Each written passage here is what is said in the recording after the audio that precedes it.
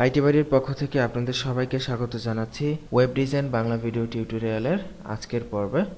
গত পর্বে আমরা ডোমেইন হোস্টিং সম্পর্কে কিছু তথ্য জেনেছি এবং ডোমেইন হোস্টিং ফ্রি এবং প্রিমিয়াম ডোমেইন হোস্টিং সম্পর্কে জেনেছি যে ফ্রি ডোমেইন হোস্টিং এর সমস্যা এবং প্রিমিয়াম ডোমেইন হোস্টিং এর সুবিধা সম্পর্কে। তো যাই হোক, কথা ছিল আমরা আজকের পর্ব থেকে আমাদের ওয়েবসাইটটিকে আপলোড করা শুরু করব অনলাইনে। তো অনলাইনে নেওয়ার জন্য আমরা বলেছিলাম আপনাকে অবশ্যই একটি ডোমেইন এবং একটি হোস্টিং কিনতে হবে। তো আমরা আপনাদেরকে দেখানোর জন্য একটি ডোমেইন কিনেছি। দেখুন, ডোমেইনটি নাম হচ্ছে abdulsportfolio.com। তো আপনি যখন ফার্স্ট টাইম ডোমেইনটি কিনবেন আমাদের কাছ থেকে, তো তখন আপনি আপনার ওয়েবসাইট ভিজিট করলে কিছুই দেখতে পারবেন না। এবং এক্ষেত্রে একটি কথা আপনাদেরকে বলে রাখি যে ডোমেইন এবং হোস্টিং দুইটা কিন্তু সম্পূর্ণ ডিফারেন্ট জিনিস। ডোমেইন হচ্ছে আপনার ওয়েবসাইটটির নাম এবং হোস্টিং হচ্ছে আপনার ওয়েবসাইটটির জন্য নির্ধারিত স্পেস বা জায়গা, যেটি আপনি অনলাইন থেকে কিনে রাখবেন যাতে করে আপনি আপনার ওয়েবসাইটের তথ্যগুলো সেখানে রাখতে পারেন। তো যেহেতু ডোমেইন হচ্ছে জাস্ট একটা নাম এবং স্পেস মানে হোস্টিং হচ্ছে আলাদা একটা স্পেস, তো দুইটা সম্পূর্ণ ডিফারেন্ট জিনিস। কিন্তু এই দুইটা জিনিস একসাথে কিভাবে কাজ করবে, তাই না? এটা একটা ইন্টারেস্টিং বিষয় না? যদি এমন হয় আপনি itbari.com-এ ঢুকলেন, চলে গেল গুগলের জিনিস আসলো।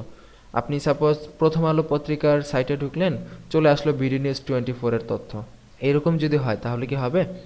কখনোই হবে না। সো ডোমেইন এবং হোস্টিং, আপনি যে নামে ডোমেইন কিনবেন সেই নামেই হোস্টিং রেজিস্টার করা হবে। যেমন আপনি যদি কেনেন যে আপনার নাম .com এবং হোস্টিংটাও আপনার নাম .com-এ রেজিস্টার করা হবে। এবং শুধু রেজিস্টার করলেই হবে না, ডোমেইন এবং হোস্টিং দুইটাকে কাজ করানোর জন্য অ্যাটাচ করতে হয়।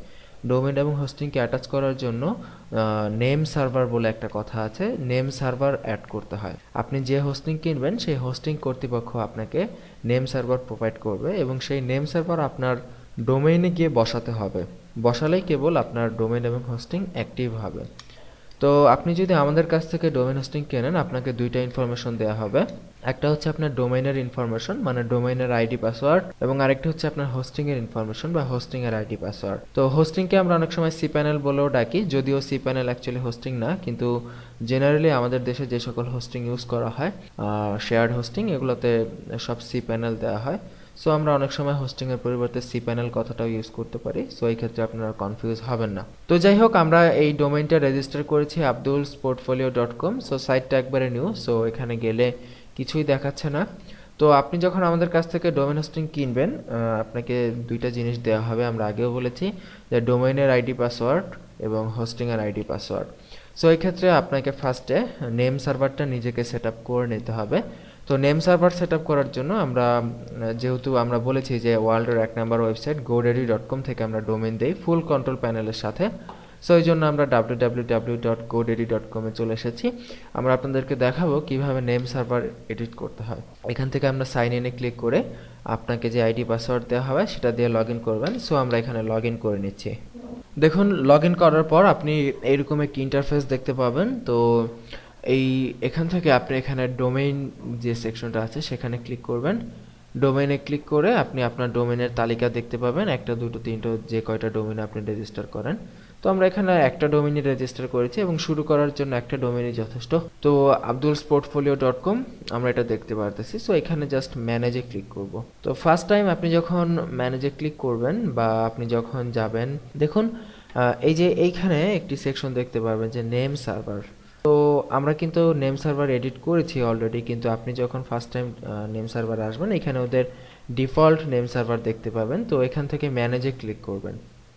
ম্যানেজে ক্লিক করলে আপনি এখানে দেখবেন যে স্ট্যান্ডার্ড এটা সিলেক্ট করা আছে এবং ওদের ডিফল্ট দুটো নেম সার্ভার দেওয়া আছে।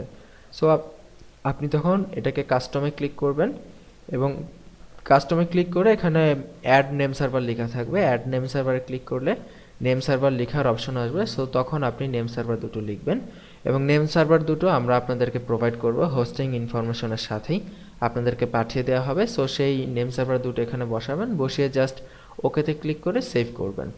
সেভ করলে এখানে মানে নেম সার্ভারটা চলে আসবে এবং নেম সার্ভার সাধারণত অ্যাক্টিভ হতে কখনো কখনো 1 মিনিটও টাইম লাগে, কখনো সাথে সাথে হয়ে যায়, আবার কখনো কখনো 12 ঘন্টাও সময় লাগে। সো এই ক্ষেত্রে সাইটের যখন নেম সার্ভারটা চেঞ্জ হয়ে যাবে পারফেক্টলি, তখন আপনি যদি আপনার ওয়েবসাইটে ভিজিট করেন, যে আপনার ওয়েবসাইটের নাম .com, দিয়ে যদি ভিজিট করেন তাহলে আপনি এরকম লেখা দেখতে পাবেন যে ফরবিডেন, অথবা সেখানে সিজিআই বিন নামক কথা লেখা থাকবে। এটা একটা হোস্টিং সার্ভিসের উপর ডিপেন্ড করে লেখা আসে। তো যেহেতু আপনার সাইটটা কমপ্লিটলি নিউ, সো এখানে কিছুই থাকবে না, এখানে ফরবিডেন বা সিজিআই বিন লেখা থাকাটাই স্বাভাবিক।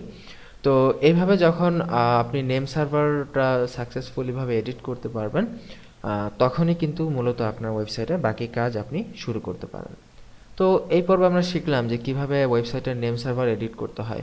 তো আগামী পর্বে আমরা আমাদের এই ওয়েবসাইটটাকে আমরা যেটা তৈরি করেছি আমরা অনলাইনে আপলোড করে দেব। তো আগামী পর্বের আমন্ত্রণ জানিয়ে এখানে বিদায় নিচ্ছি। ভালো থাকবেন সবাই। আল্লাহ হাফেজ।